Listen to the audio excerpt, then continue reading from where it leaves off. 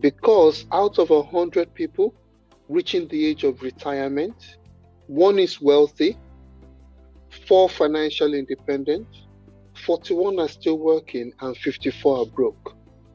So 95% of people, when they get to retirement age, they can't afford to retire. They still need to work until they're 70, 75. Only 5% can afford to retire. Why? Because they put things in place early on in life. I always say to my children, right, when you go out of my house, you're in England. When you come back home, you're in Nigeria.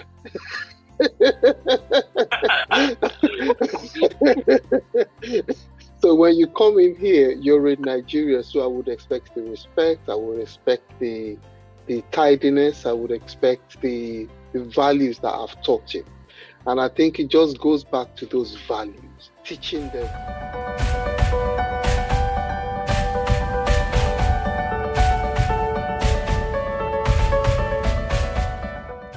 Hi and welcome everyone to a new episode of the podcast Despre Tine. Today I'm going to have a very special guest, a good friend of mine, which is called Leigh. He was born and raised in London, United Kingdom, but he's got roots all the way to Nigeria. He's an exceptional man. He's been doing a lot of research and studies about personal development, finances, and many other areas, which I'm not going to tell up front. Remember to like, share, and subscribe if you like this episode, and if you would like to be and see all the following episodes. Leigh, welcome. Good to be here. Good to be here. How are you? I can't complain. It's been a good year. It's been a fantastic year so far. I feel refreshed because I just came back from my holidays. So I'm feeling good, feeling nice. Right. Apart from all the things you do, Sam, I would like to ask you, who are you, Leigh? Who am I? Okay, so as a short introduction, I am a father of 3. I've got a lovely wife. My children are 30. My daughter is 30 years old, and my boys are 16 and 18. And my daughter's actually got a son. So I've got a 4-year-old grandson. So that's me as a family man. As a business, I own 2 businesses. So one of my businesses as a financial coach. So what am I as a financial coach? Basically, I sit down with families. I've been doing that since 2010, so 13 years. And I sit down with families and look at where their finances are.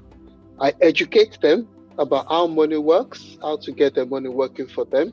And then I give them a plan that shows them how to get from where they are to where they want to be. Basically helping them to become debt-free and financially independent.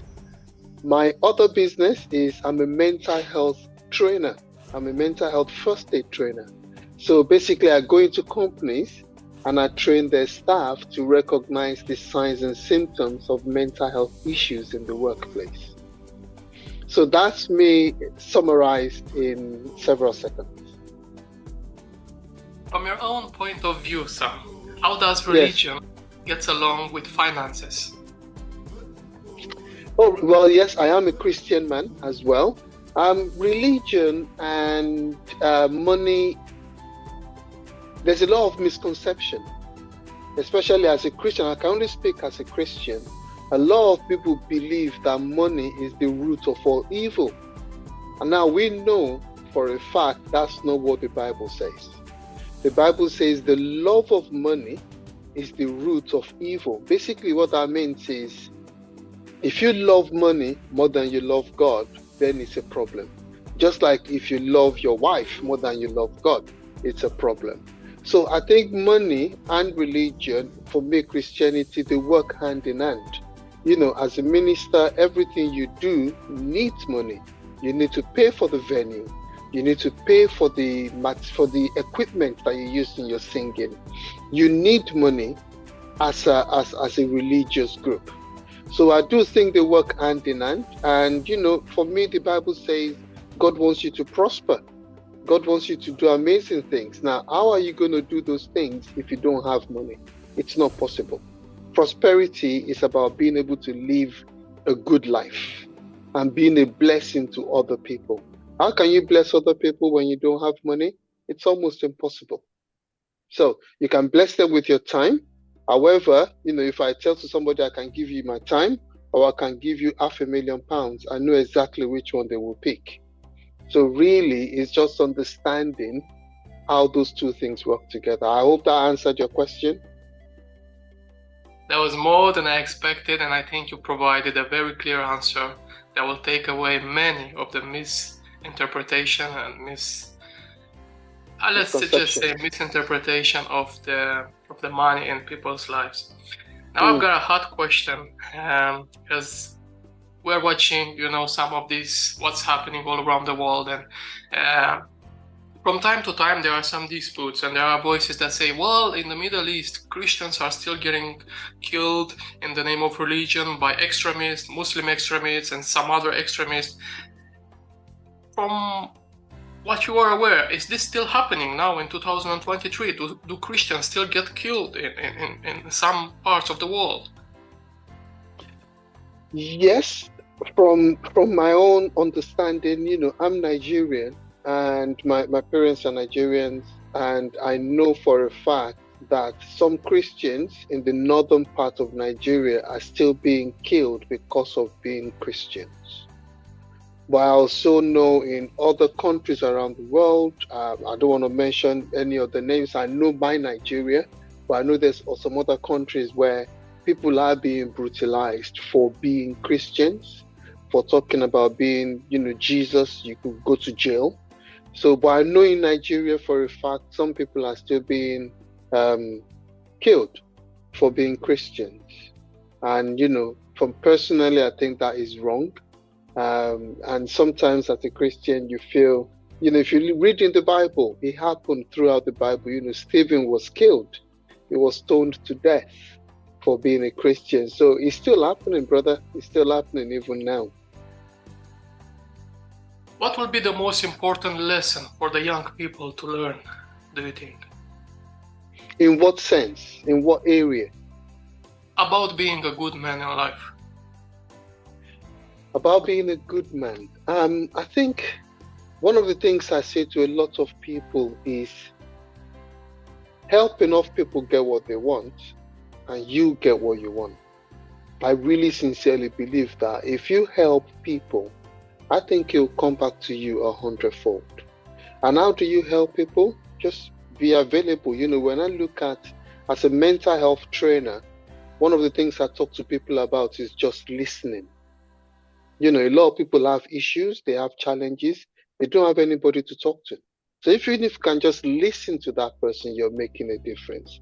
But to be a good man, in my opinion, is making a difference in people's lives. Helping people to achieve their goals and dreams, helping people to move on in life. I think for me, that makes a massive difference. And I think it makes a massive difference for all of us if we just realize it. But what about finances? What will be the most important lesson for the young people to learn early in life about finances? There's so many things.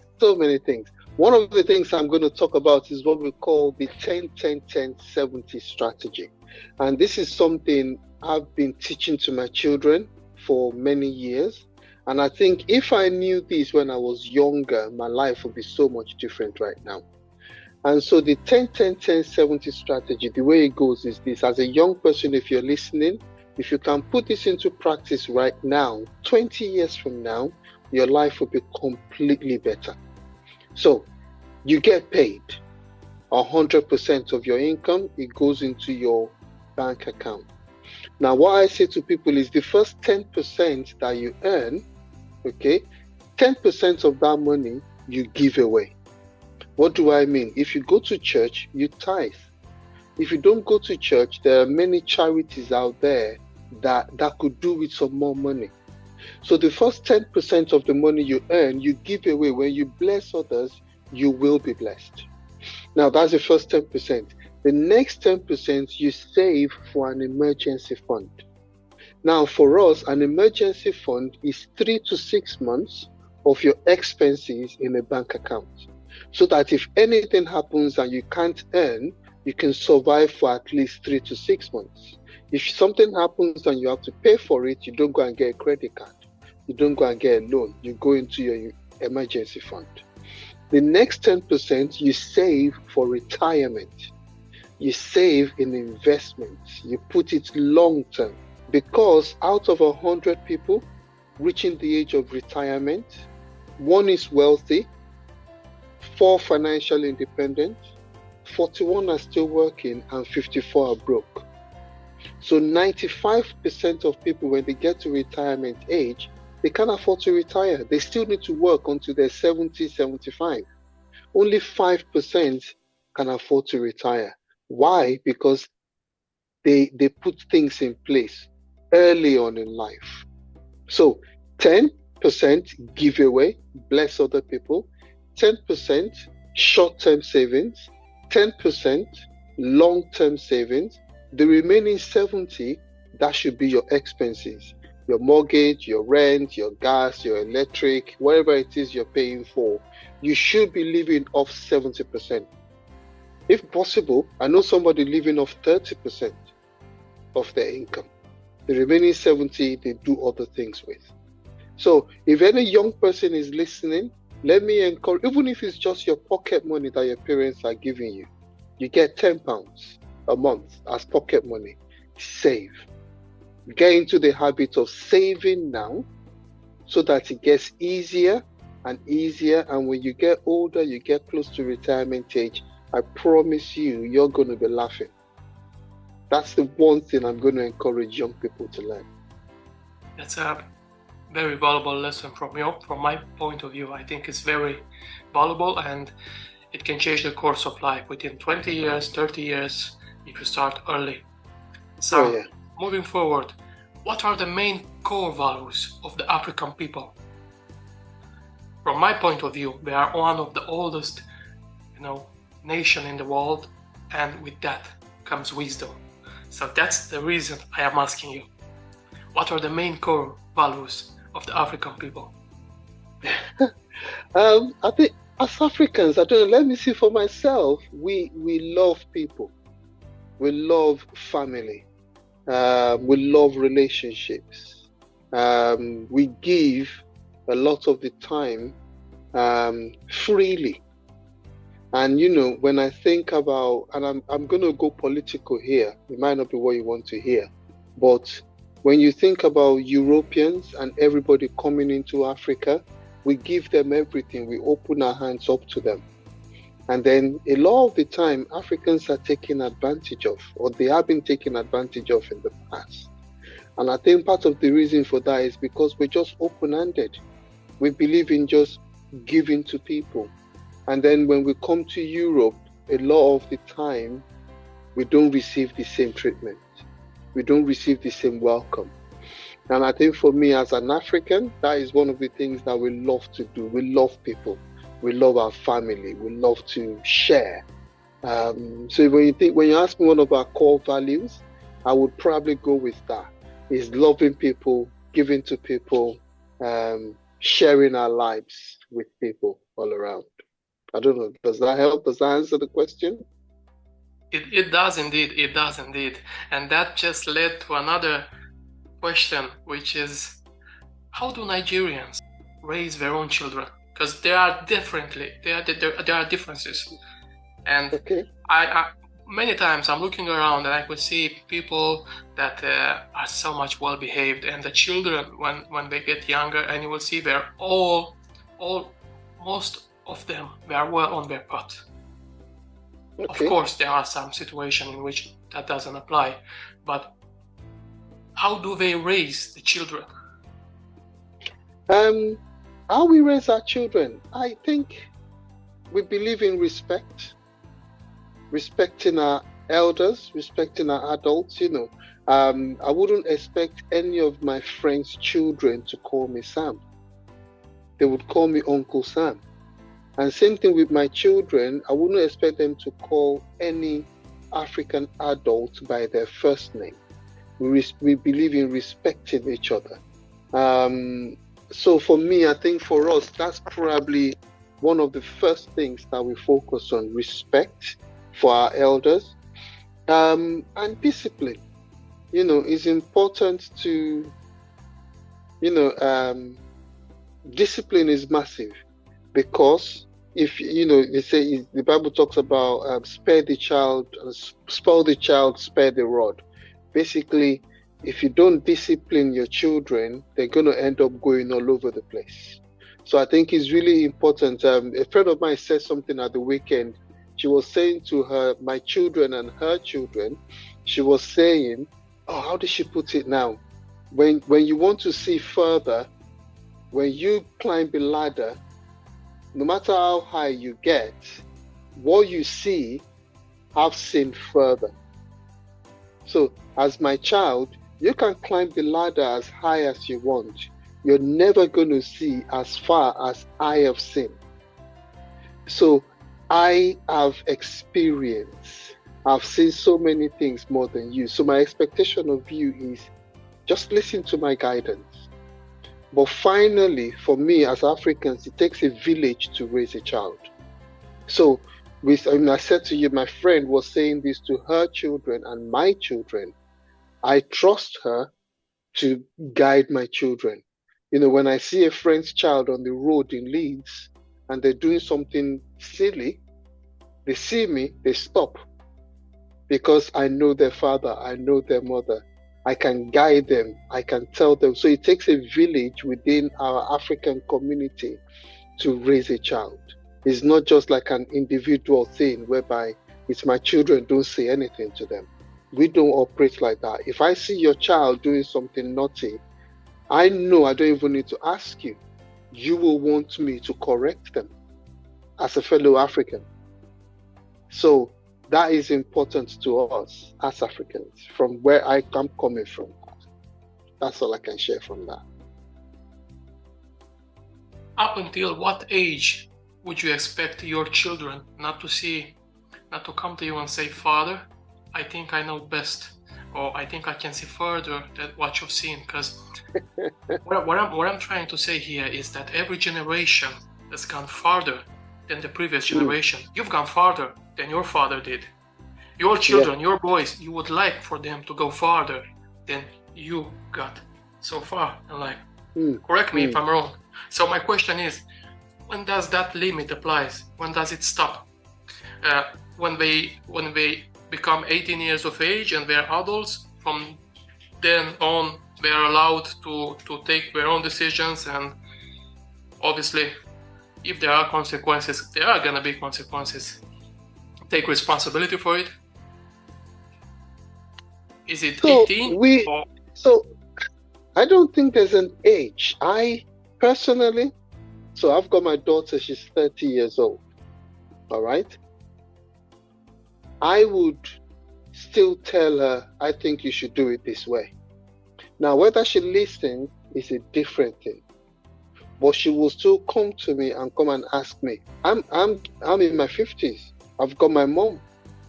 I would not talk anyhow to my mom. Okay? There's that respect there. I will still say things to my mom. And she said, are you sure that's the right way? Why don't you try it this way? And we'll have a discussion. My sons, my 18-year-old is going off to university in September. He's going to start making his own decisions. My hope is he's living home. So there's only so much impact I can have on the decisions he makes. But as my child, as my 18-year-old, I still have, when he goes out, I can say to him, I expect you to be back home by midnight because you're under my roof. That's my expectation. Yeah. And I would expect him to be back by midnight. You get me? And of course, because you want him to become successful. Because if he spends time after 12 p.m., the people that are out after 12 in the night, they're not going to become successful in life. No, the people who are out at midnight, they're not out for a great reason. They're out because of so for he's being able to let him know that. So I don't think there's an age limit. I do think now, as my daughter made some mistakes in the past, of course she has. Has she always listened to me? No, she doesn't always. And every now and again she'll say, every now, she has told me, oh, Daddy, I should have listened to you on that occasion, you know. So they're going to make their own mistakes because we cannot shield them forever and ever and ever.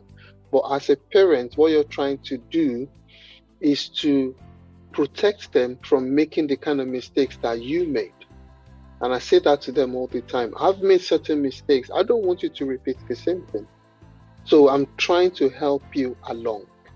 You're going to make your own mistakes. That's fine. Nothing wrong with that because that's how we grow. That's how we change. But you don't need to do this. So I'm not sure if there's an age. And I've got my aunt in Canada. If she calls me today and says, Sam, come over tomorrow, I'll be there tomorrow because I've got that respect for her. Yeah, I will drop everything and I'll be there. You get me? So for me, it's all about, and she's 80, but she's older than me. She's my auntie. There's that respect that we're brought up with. You get me?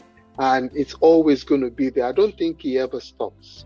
I would never call, even now, at 50 plus, if I see somebody who's older than me, I don't call them by their name. I will put Mr. in front of it, or I will say uncle, I will say brother me. I won't just call them by their name. And it's the respect that we're brought up with, like that.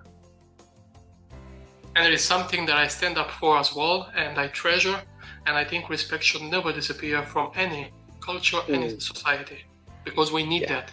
What we have without respect, we have nothing. That's right. Mr. Sam, if I may ask, I could speak to you, freely, and we know each other, and I think no problem, man. Yeah, because we don't have to put that Mr. in the front, not because no problem, I'm not disrespectful or anything, but because I know you would like me to call you by your name, Sam. Yes, I prefer that. I wanted to ask you if there is any secret.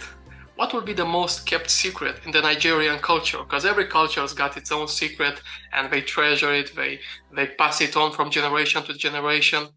What do you think, if there is any, what do you think would be the most kept secret in the Nigerian culture?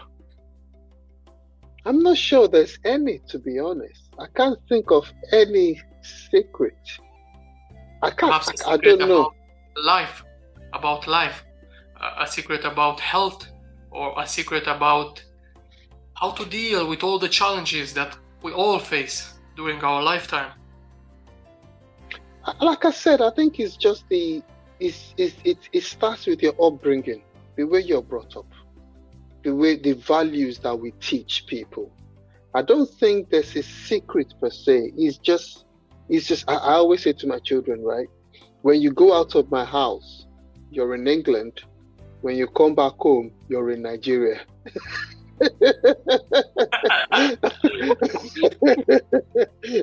So when you come in here, you're in Nigeria. So I would expect the respect. I would expect the tidiness. I would expect the values that I've taught you. And I think it just goes back to those values, teaching them the values about life, about respect, about honoring people, about helping people, making a difference in the lives of people. When you go out, you represent me. My boys, I tell them, when you go out there, it's not just about you, it's about me and your mother. So that when somebody sees you on the street, they're not gonna go, oof, look at Sam's son. And because when you do that and you shame in me, because you're representing me outside. You get what I'm trying to say? Absolutely. I just traveled, and there was an award ceremony that I couldn't attend, and I sent my daughter in my place. And I said, you're representing me there, so go there and do what you gotta do. And she went. I've got some feedback. She was absolutely brilliant, and that's what I expect. So I'm not sure if there's a secret per se. It's just we just teach our children a value. It's not just about you. It's your family.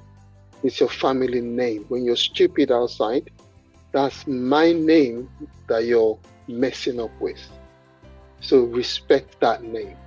And you'd get that in most African homes. Respecting your family name. I think that's exactly the thing that makes the difference, when you look in the society, the families and the modern society, all the families that have lost the main core values like respect, like faith, like the most important of all, God. When you've lost the main, and the most core values, when you've lost this, you've got nothing. Then you have, it's chaos. Their life is chaos. And it's important. Yeah, it's important you mention God, because for me, I think in most African homes, God is vital. God is number one. I always say to people, it doesn't matter what religion it is. For me and my household is God first, then my wife, then my children, then maybe my business after that. Yeah, but number one is always God. My wife knows it. My children know my wife comes before them. Are you with me? And they know they come before my business. You get me? So it's always God first. And I think when God is in the middle of everything, God is at the top, God is at the end, God is at the middle, it does improve family life. And it's something that we do focus on a lot as Africans. It is a massive part of our life. We do focus as well as Romanian. I am Romanian, and when I've been brought up, God was in the first place, as you said. Then it was the family, and then were all the other things. But in the exact same order, as you've said, they were the same in my family. So that's the way I've been brought up. And trust me, brother, there are differences. Huge differences on the people that have these values and the people that don't. Okay, it makes a difference. Massive difference. Absolutely. How do you see faith? Real faith. How do you see faith? Faith in God. And with that comes faith in you. I think faith is probably the number one thing you need to have to make anything work. If you don't have the faith is believing in the unseen. Faith is knowing that God's got my back. Doesn't matter what I do. We're not promised tomorrow. We're both talking here now. We might not see tomorrow. But faith is knowing that whatever happens, God's looking out for me.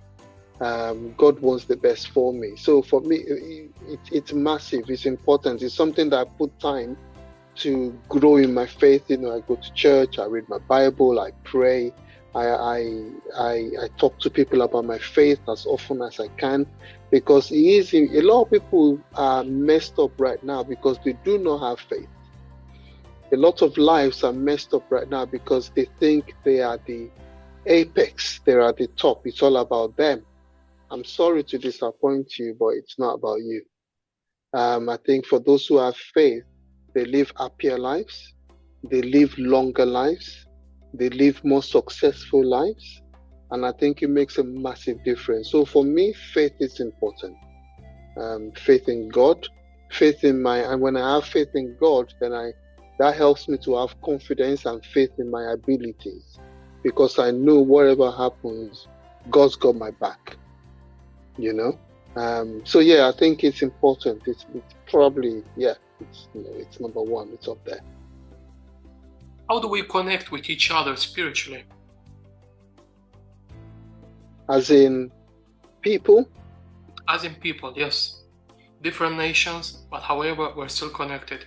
In the eyes of God, we're all His children. So how do we connect with each other spiritually so that we avoid all this conflict, all this madness that is going all around the world just because the politics want it this way? Unfortunately, I think all you can control is your little corner in the world. Now, the reason I say that is this. Let's talk about the story of the Samaritan in the Bible, whereby the guy was beaten up, he was on the floor, he was dying. The rabbi walked past, the priest walked by, the Samaritan picked him up and helped him and took him to the innkeeper and, said, okay, I'll come back and give you more money tomorrow. Now, for me, one of the things I really love about that story, I always think about the innkeeper. The innkeeper did not know the Samaritan. As far as we know, he didn't know the Samaritan. But because the Samaritan was caring for his fellow man, it made the innkeeper trust him. To say, yeah, go, come back tomorrow, I know you'll come back. He had that faith in the Samaritan that for this guy to just look after this poor fella, the money he gave him was a lot of money if you convert it to the money these days. And so for me, when you're nice to people, when you have faith, it makes other people have faith. So the Samaritan passed on his own care for his fellow man. He passed it on to the innkeeper. Now, why do I say that? When you talk about the world and the problem that is going on, there's not a lot you can do about it. All you can do is control your little surrounding, which is why I talk about the Samaritan, because the Samaritan helped that fellow. He couldn't control the rabbi, he couldn't control the priest, he couldn't control whatever was going on in Jerusalem. He could control his little corner, which is why I think it's important for all of us to look out for the people around us. You know, it talks about your neighbor. Yeah, who's your neighbor? Your neighbor is anybody that is around you that you can help. Your neighbor is being able to reach out and make a difference in the lives of people around you. You get me? So when you talk about the world and how we can connect, the way we can connect is to help each other. The way we can connect is to reach out to one another. The way we can connect is to listen to one another, you know, be love, you know, faith, hope, and love. But out of all of this, love is the greatest thing. And I think being able to love one another, like you said, we're all human beings. Doesn't matter whether you're white or black or Asian or Chinese, or we're human beings first and foremost. Doesn't matter if you're gay or bi or sex or whatever it may be, we're human beings first and foremost. And I think being able to share that love makes a massive difference. So you can't fix the world, but you can fix your world, your tiny world around you, helping your neighbors and helping the people around you that you come in contact with. I'm not sure if that answered your question, but I hope that helped. No, it did a great perspective, and I think all the people that are going to listen this podcast, this episode, I think they got it. I think they got it. What would you think is the most important lesson that the modern society, that UK and all the other nations could learn and should learn from the African people? Or if you want to make it more personal, from the Nigerian culture? I think love, relationships, working on building each other up, working on family life. I think a lot of people are broken up because the family unit is no longer there. You know, I look at people that live on the streets, for example, as a classic example. Where did that start? Was it yesterday? Was it when that person was 5 years old? Was it when they were 2 years old? Was it even before they were born? Where was that family unit? Where were the relationships in that person's life? I think if you can help people get their family lives together, it makes a massive difference. So within the African community, you know, I've just been to Ghana on holiday. And one of the things I really enjoyed about being there was the family environment. You know, people lived 1 or 2 generations in the same compound, and people had fun, and there was the family unit is solid, is strong, and you know the Ghanaian people were so lovely. They, you know, once they were so lovely. It was awesome, and for me it was all about once they are you on holiday? You're from England, yay! You're from Nigeria, yay! They just give to you and they just love you. And I think for me, it's really important that we can, doesn't matter where you're from, is sharing that love. giving that love to one another, caring for one another. I think it makes a massive difference. Do you think life is more fulfilling living like you've just explained? Do you think life is more fulfilling in Africa, living in connection with each other, with nature and God, than it is currently in modern society? Oh yeah. I keep saying to people, I didn't want to come back. If I could have stayed, I would have stayed. Where we stayed, I didn't see a television once, not once. Where we stayed with a family of a friend of ours. There was no washing machine. So when we had to on Saturday morning, we had to wash our clothes. We had the bucket. We just washed our hands and we put it outside and it dried. Yeah. Every morning, the family that we stayed in, by 5 a.m., they were up sweeping the floor outside in the garden, making sure the environment is. For me, I actually believe, all this Western world that we live in is great, but we need to go back to nature. We need to go back to living. The life is so much more fulfilling. Over here, all we do is work because we've got bills to pay. We don't have a life a lot of the time. We think we do, but we don't, because it's just end-to-end stuff. It's just, yeah. I would go back to nature. Absolutely. And I get what you're saying, because I've got a connection with nature as well. And I think every single man on the face of this earth feels better when it's surrounded by nature instead of huge artificial buildings. Wherever they are built of either steel or bricks, they're still artificial, Yes. And yes. You could even feel it when you're breathing. The air has got the lowest quality. Yes. Whenever you go next to a forest or a park, it's a different story. Taking in consideration this fact, how important do you think an environment close to nature is for raising a family?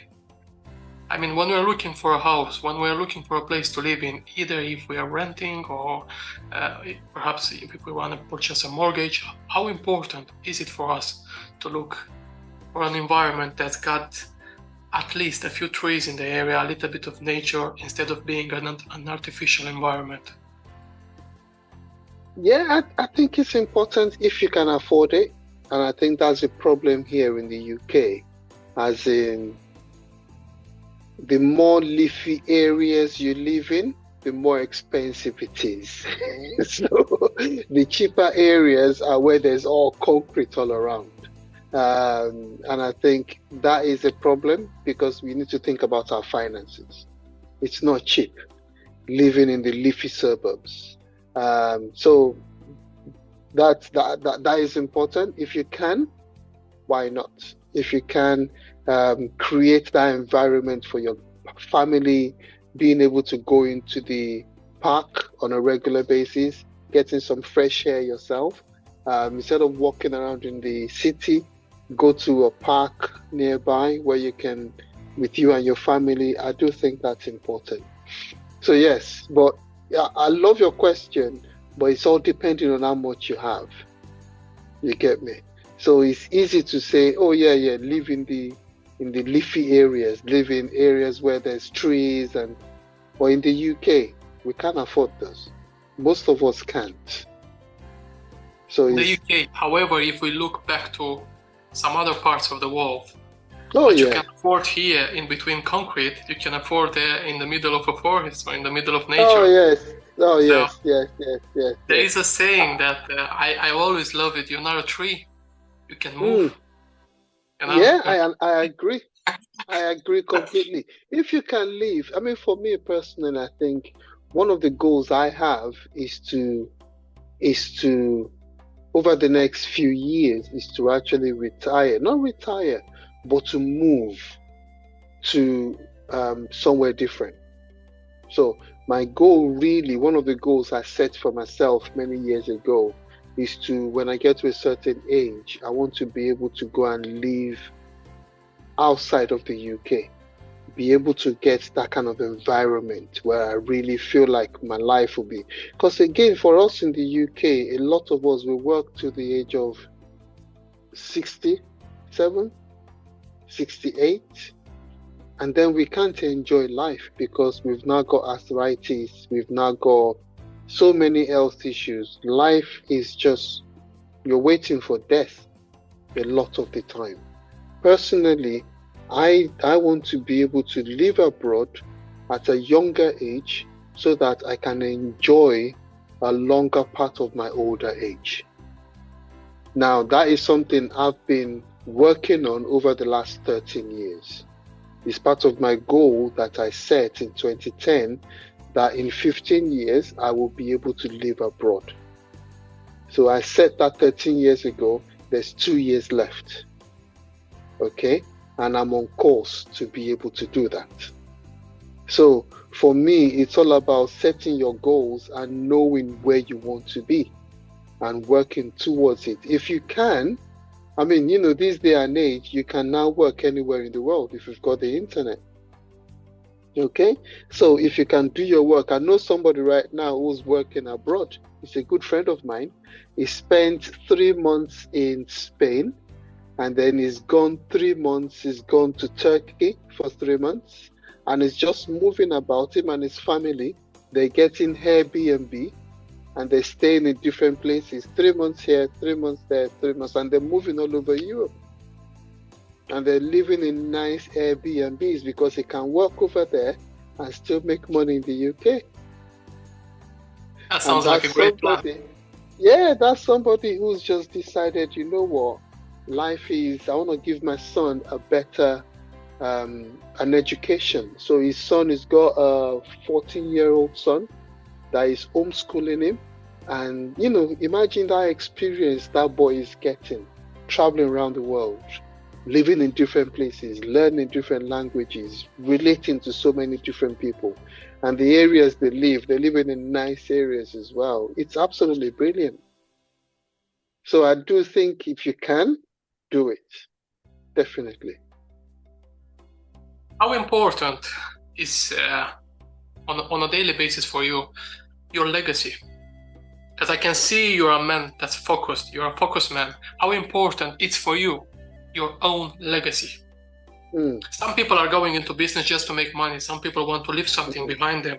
And I know you're into business or helping people. You're into business or creating a legacy that that afterwards your boys, your family will look after it, and all the other people will look after it and said, that's Sam's legacy. That's what he stand up for. Yeah. I mean, one of the things I say to people is I always ask them the question, do you know the name of your great-great-great-great-great-grandfather? Majority of people don't know the name of their great-grandfathers 5 generations deep. One of my goals, one of my things, I want to create generational wealth. Okay? I want my great-great-great-great-grandchildren, when they tell them in school to go and draw their family tree, they can see my name and recognize that the trajectory of our family changed when I came into the system. You know, because, you know, my father was not exactly the wealthiest man. His father was not. I want to be able to leave a legacy. I want to leave a generation. I want to create generational wealth. And I think for me, this is more important than money or living lavishly right now. I think for me, it's creating not just a financial legacy, but a value legacy in my generation to come. You get me? So generational legacy is important, very big. For me personally, is one of the things I'm working towards. Is why I work and do what I do. It's the same for me. Every single day I'm obsessed with this idea. And it's the same for me in everything I do.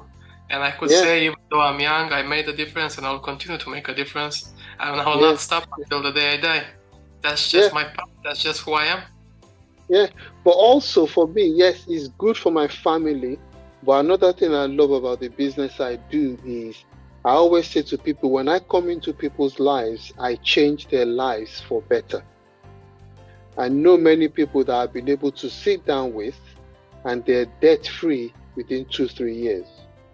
They're able to buy their property.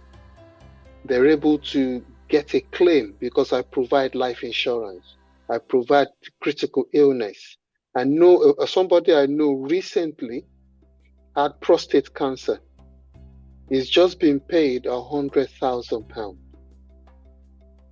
Now, if he didn't have any protection, he would have struggled, especially with his job. Okay? He would have struggled. Now he can afford to buy his property. Now his children, by the time they get to the age of 20, 25, they will be able to get a property because their father can give them something towards a deposit. For me personally, I feel I've been able to change that family's trajectory by helping them to have something in place. So my business is not just about me and the money I make. It's knowing that I've protected that family. If something happens to any of them, they don't need to go to GoFundMe. They don't need to go and beg the community for money. You get me? So I'm also creating a legacy and leaving a legacy in the lives of the people around me, making a difference for them. So for me, again, that is really important. And it's important for my children to see that. And it's important to be able to leave them the business, because when I pass away, I'm not just going to leave them money. I'm going to leave them a business that they can continue to help people and invest in people's lives. So, yeah, very important. Now you are a father of 2 boys, and I've got 2 boys too. So I wanted to ask you, from father to father, a question. How do you raise your children to love each other, to protect each other, to respect each other, to create that bond that's almost unbreakable? And it will be unbreakable, because by the time we're going to pass, we're going to, remain behind. So it is very important for them to have a strong relationship. There are 2 brothers out there in the world. I don't know if you ever seen their story, Andrew Tate and Tristan Tate. Yes. Oh, the most amazing brotherhood. And it's the brotherhood that I've looked after, always. Because they respect each other. In case of anything, they have their back, They stand up one for another and they help each other. They live together. They have loads of fun together. And well, that doesn't mean that from time to time, in between or in private, they can make some funny jokes or anything, but in public, they respect each other. Yeah, I mean, I don't know much about the Tate brothers. I'm not really too sure. I think I've heard of Andrew Tate once or twice before in the past. He's a great man. You should look into it. Okay. He is a great man, a great leader. Okay. I call him a leader because he truly is a leader. He converted to Muslim. He first was just like a parent. He is a short introduction to Andrew Tate. He made loads of money. He was a kickboxing fighter, world champion 4 times, world champion in kickboxing, and then obviously made loads of money and all of that. And there were some things, that doesn't mean that I respect or I like everything that he said or done along the years. But what I respect about him, it's the fact that he speaks about God. He speaks about putting God in first place and then getting your values in order. Be a man. Stand up for yourself. Act as if you are worth something, and don't expect things to be given to you freely. Work for it. Be respectful. Be a good person. Always help others. And obviously help and protect and provide for your family and others and help others. And just do good. Be a good person in the world. That was just like a parenthesis. So how do you instill that brotherhood into your boys? Now your boys are grown-ups, almost grown-ups. I think it's just the constant example that we give. As a parent, you've got to be an example. So they've got to see you and your siblings. They've got to see you and your family members. But it's also letting them know our expectations of them. They've just traveled to South Africa. Both of them, they went on a school trip for 2 weeks. While we were in Ghana, they were in South Africa. One of the things I said to them was, make sure you look out for each other. Make sure you take care of each other. And for me, it's just as children, you've just got to constantly tell them. You've got to constantly tell them, but also very important that you pray for them. Okay? So my wife and I, since the day they were born, we've been praying for not just their relationship with each other, but we've been praying for the kind of wives they're going to marry. All right? We've been praying for the kind of lives they're going to have. We've been praying for our expectations of them, because I do think you can do all you want. Sometimes life happens. Right? So prayer is important, and a parent's prayer makes a massive difference. So since the day they were born, we've prayed for every area of their lives. Their prayer health, is a weapon. Prayer is a weapon for those who know it and understand it. Prayer is a weapon. Yeah. For so those that don't have a relationship with God, they think that's something silly. Some words that are thrown in that will land nowhere. But prayer is a weapon. It is massive. Prayer is massive. So for us, we've been praying for them, for their relationships, for their marriage. Like I said, we don't know when that's going to happen, but we've been praying for the kind of wife they're going to find. We've been praying for their relationship with God. We've been praying for their relationship with each other. And we tell them all the time, they fall out. They're boys. They fall out. They fight over the last piece of muffin. Somebody drinks somebody's juice in the fridge that isn't theirs, they fall out. It happens. But we always say, love each other, your brothers. When they're going out, make sure you look out for each other. This coming weekend, they're going on a church retreat for a week. Again, we're going to be telling, yes, it's a church retreat. You're going to be around brothers and sisters in Christ. However, look out for each other. Always take it. They go to a school. The school they went to was predominantly, it's a private school, and was predominantly white. And we always told them, look out for each other, protect each other, take care of each other. As a parent, you've just got to be constantly telling them. And I don't think there's so much more you can do than just repeat, and pray. And have an expectation from them, because they know our expectations. Just like when you go out, you're representing me. This is my expectation of you. I want you to be up there. I want you I have standards for you. And you constantly tell them and constantly reiterate it with them. That's all you can do. And just pray. Absolutely. And I was talking earlier about Andrew Tate and recent Tate and their brotherhood, because that's where everything started, and we ended up having this conversation about our own children and our sons. And I remember when Andrew was asked, what did your father so special so that you and Tristan have this kind of relationship? You're so close to each other. And I said, we used to fight all the time. When we were small, we would fight, like you said, we would fight all the time. When the father would get home, he will beat us, or he will discipline us, and then what the father would do was say, go into the other room, both of you, look at each other, and don't make a noise. So they just spend time together, looking at each other in silence. So I think they understood early on in life that the only thing they get after each fight is just an hour spent in silence, looking at each other. So every single time the father was home, they would get along. When the father was away, because his father was a champion, he was playing chess. His father, by the way, was an Afro-American that got married with an English lady. So these boys, they were both raised in Luton. I hope I'm not saying something wrong. Andrew and Tristan, they were raised in Luton. Yeah. So that's what the father would do. And the father, again, its origins were African, or like Afro-American, and he married, her mother were in English. So it became like... Yeah, I mean, I think play is important. So in my house, for the first... while the boys were in primary school, we didn't used to watch TV Monday to Thursday. So every evening when they came back from school, we play board games. If you come to my house is packed loads of board games. Whenever I travel, I find a new board game, I bring it home. We play Cash Flow, we play Monopoly, we play Scrabble, I've got so many board games, it's ridiculous. So as a family, we do play a lot. Even we play, even now and again, we'll take out some cards and we'll just play some cards. And so I do think for me, that's important for them to know that they have that relationship. They're family. They're not enemies, and we expect them to keep that relationship for the rest of their lives, and they know this without fail. So yes, they would fall out, and we do tell them to apologize to each other. So if somebody's done something wrong, we say, okay, apologize to your brother. Now, have a hug.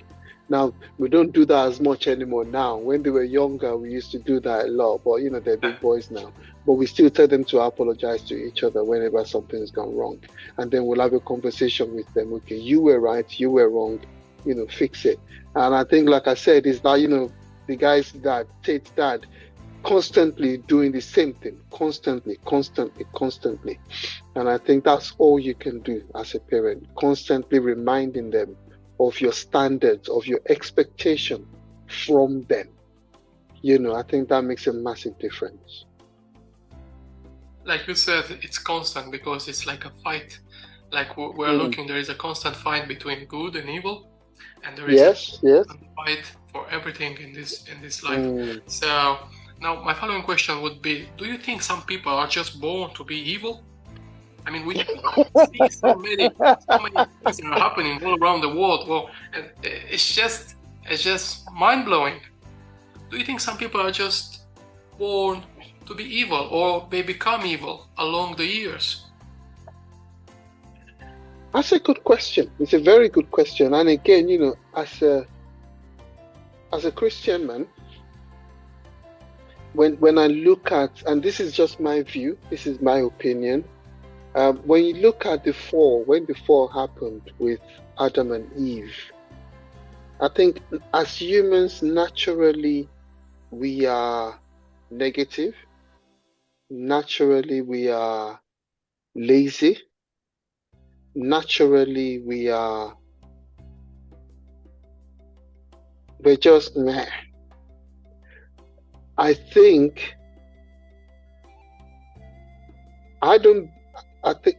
okay, so a little child, a child that you brought up, a year-old, 2-year-old, 3-year-old, that child drops a bottle and breaks it. And you say, who broke that bottle? It wasn't me. The child would naturally say, it wasn't me, because they don't want to get into trouble. So I do believe we're all born with a certain type of negativity, or naturally that comes to us as human beings. What makes a difference, in my opinion, is the environment you're brought up into. And there's this thing about nature versus nurture. Nature basically talks about it's in your nature to be evil. Nurture talks about it's in your environment that you're born into and how you're raised. So I do think as human beings, it comes down to those two things. Now you can be born, let's say your parents were drug takers, your mom was a druggie. Okay? When you're born, you've got those drug tendencies in your system. Okay? Now, is it your fault? It's not. That's how you were born. So, the way you grow up is dependent on all those kind of things. If you're brought up in a loving environment and they're able to help you and support you, I think more often than not, you may come out to be a positive person, being able to contribute positively in the future. If your environment is neutral, then I think you're more likely to have the negative effects of those beginnings of life in your system. I'm not sure if I'm making myself clear. Well, so, I'm understanding. I think I get it right. What you are basically saying is that the environment can predict the nature of the human being.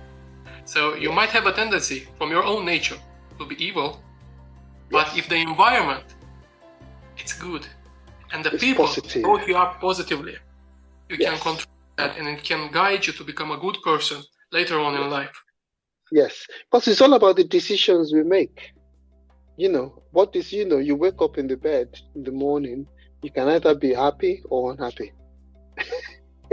You choose, you make that decision a lot of the time. And I think it all starts off with that. What decision are you going to make? There are some really evil people in the world, but I always look back at where have they come from. I talk about the frame of reference. We're both brought up in the same house. We're different people. You get me?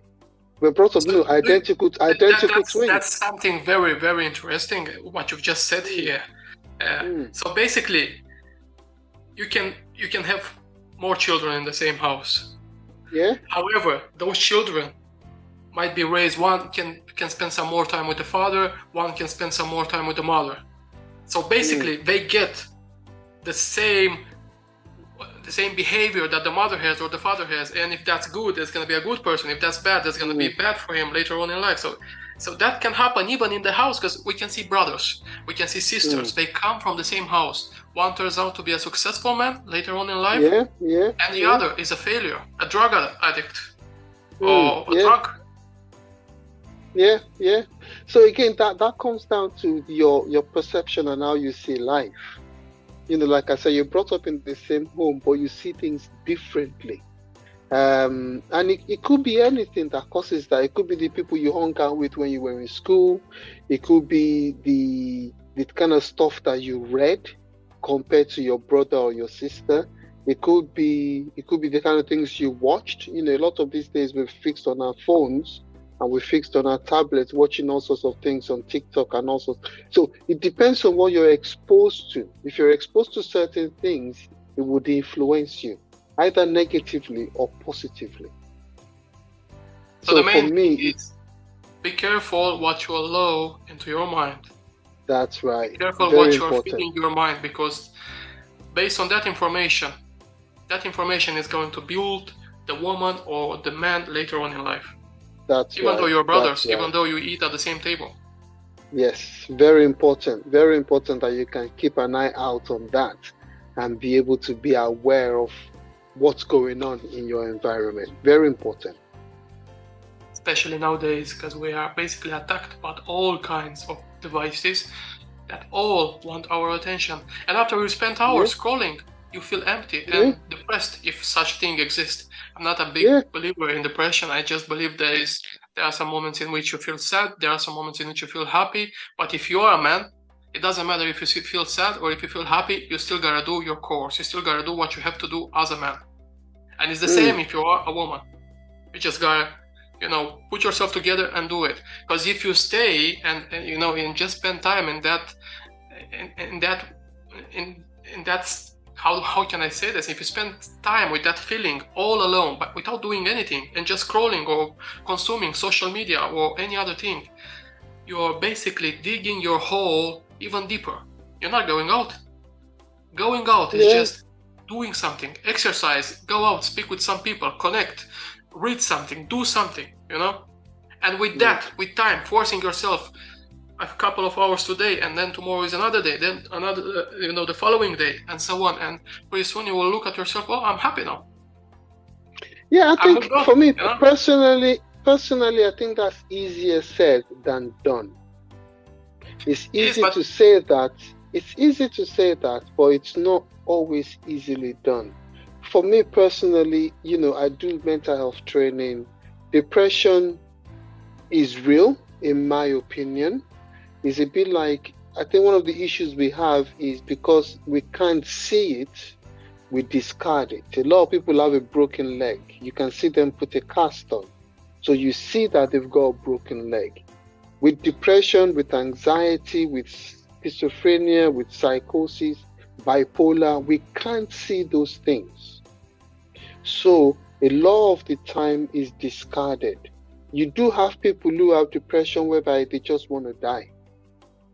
They don't want to get up. Again, remember, it all comes down for where you're coming from. Some of us, we have willpower. For me, every single morning I get up, I go for walks.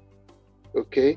I talk, I do videos, I'm on screen most of the time talking to people, I meet 2-3 new people on a daily basis. Okay, for me, that keeps me going. For some people, especially in the world we live in now, and with the family unit being messed up as it is, a lot of people work and go home, and they work and they go home, and they work and they go home, and they might go to the pub and then they go home. They do not have a life in between, and then they're on their screen. Those things will affect you. They watch reels for 2 hours, 3 hours. Yeah, those things will affect you negatively. And that thing, if you do it long enough, could create a mental issue that then needs help. Go on. How can you keep your mental health in 2023? Having all these devices and all these things that are somehow trying to distract us. How can you keep your mental health? Again, like I always say, it's all about choice. It's all about decision. So my phone, after 10 o'clock, no call comes through, but I also monitor how much I use on devices. I've turned off all notifications. So if anybody calls me, if any text message comes through, if any WhatsApp message comes through, or Telegram, or Facebook, or Twitter, it doesn't come up on my phone. I only get to see those things when I go into that app itself. That's a decision I made. It's for people to make those decisions, because a lot of the time the phone goes off and they're in it. Or you're having a meeting with somebody and they're looking at their phone and they're reading the message on their phone, on their watch. You get what I'm trying to say? I see that all the time. They're reading the message on their watch, and I'm thinking, I'm trying to have a conversation with you. You get me? So for me, it's making a decision to turn those things off. That's all. So I can't make you do it. You've got to do it. And our children right now, a lot of them are addicted to these devices. They've got TikTok, they've got Snapchat, they've got this, they've got that. It's constant. It's constant. So really, they get to a stage whereby you can't hold their attention for more than 1 minute. They already start thinking of something else because they're all focused on the reels. Or you can't. So it all comes down again to the choices we make as a family unit, and as an adult. You make those decisions. Do you think that most of these people that have mental health issues, some of them, or perhaps most of them, are because in some way they are afraid of death? Okay. Do you think that's death, happening? As in death, because, as in to die. Let's say something happened in their lives, and then obviously they've started thinking about death, and they are terrified about death, because without God you have no hope. Without Jesus Christ there is no hope. So that obviously makes their mental health even worse than it was. So do you think that has any effect? I personally don't know about that. I don't know about that. I know we're all afraid of dying. A lot of us are. Not all of us. Are you? Even some Christians. I'm not, because I recognize that we're here. Every day we're closer to death. Every single day. Yeah. All I can do really is do what I can today, and when I go to my bed tonight, I'm in a good place. My conscience is clear. You get what I'm trying to say? So I'm not afraid of dying. I've made my peace. I know I'm going to heaven. I'm sure of that, and I'm happy. I'm comfortable. A lot of people are not, and so I do think that is a problem for a lot of people. Now, whether it affects their mental health, I do not know that, and I can't categorically say yes or no. But there are lots of people who are Christians who are afraid of dying. Now you get me. So again, it's just I can't contribute to that. But I'm not afraid of death. No chance. Have you ever thought about an epitaph to be written on your tombstone when the time comes? What would you like to be written?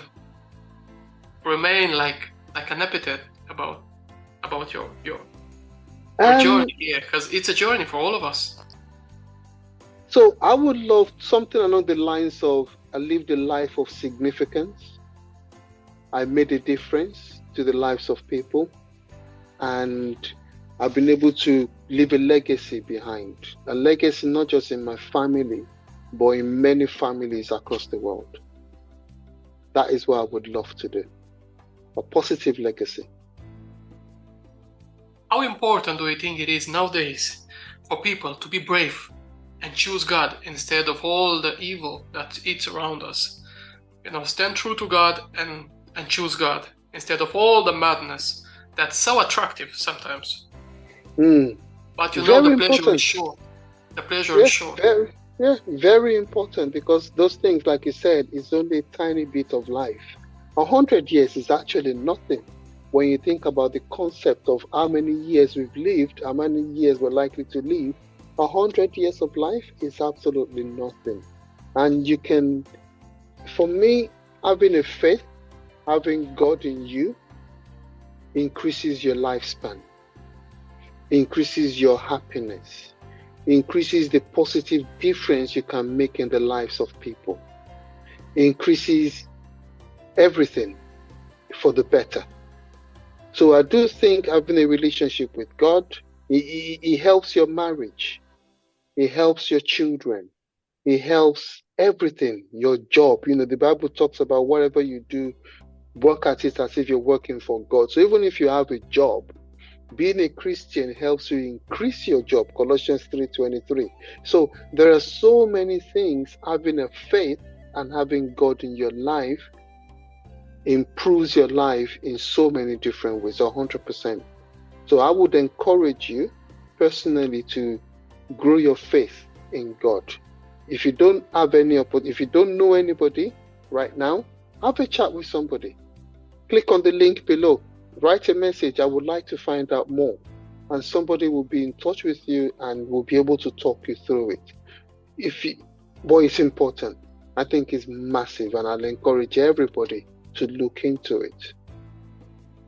God bless you, Sam. I think you are indeed a blessing for the society, and you are a blessing for your family. You are a blessing for all the people that you've touched lives along the years, through your work, through all the things that you've been doing.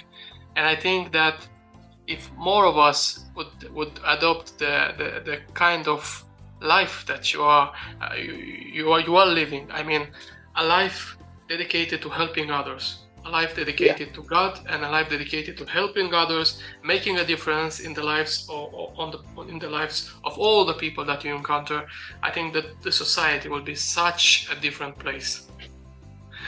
Thank you so much. I really do appreciate that. Sam, it's been an honor. Thank you very much for your presence. I know you are a very busy man, and we've been trying to schedule this for quite some time now, but by the time we got there, you were all the way in Ghana. Eventually. Things, in the end, here we are. We've done a great podcast together, and I think we have so many other topics to talk about, and I'm looking forward to see you again on another episode. Amen to that. Thank you so much. It's been absolutely awesome being here, and I really do appreciate it. Thank you for the opportunity. It's been Despre Tine. Until next time, all the best. Remember to like, share, and subscribe so that this message and this lovely story and this amazing story of this man will get to as many people as possible, because only together we can make a difference in the world, and we can make this place that we are living, and the society and the environment that we are living, a better place, a better community for all of us. Sam, God bless. All the best. Take care. See you soon. Thank you so much. Take care, man. All the best. Bye. Thank you.